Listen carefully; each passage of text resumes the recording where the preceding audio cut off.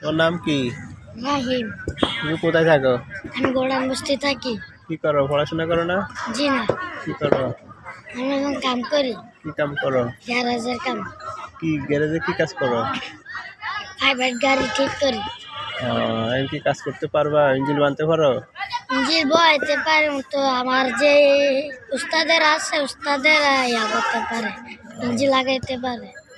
আচ্ছা আচ্ছা, তো এই তোমার বাসা কে কে আছে? আমার বাসায় ভাই আছে, বোন আছে, মা আছে আর আমি। তোমার আব্বু কি করে? আমার আব্বু মোবাইলে ঠিক করে। মোবাইল ঠিক করে? জি। তোমার আব্বুর সাথে তোমার আব্বু কি তোমাদের সাথে থাকে? জি না, অনেকটা দূরে থাকে। তো তোমার বড় ভাই কি করে? জি। তোমার বড় ভাই কি করে? আমার বড় ভাই যদি মনে করেন একখান একটা কাম পায় তাহলে এই কামটা করে, আর না ফেলার কাম করে না। তোমার বেতন কত দেয় এখানে? আমার বেতন 150,000 টাকা। তো তুমি পড়াশোনা করো না কেন? তোমার তো পড়ার বয়স এখন। আমার বাবা আমাকে মাদ্রাসা থেকে লয়ে পড়ছে। কেন? আব্বার টাকা লাগবে, টাকার জন্য আমাকে এখান থেকে লয়ে এসে পড়ছে। তাই নাকি? জি। তোমার আম্মু কোথায় থাকে?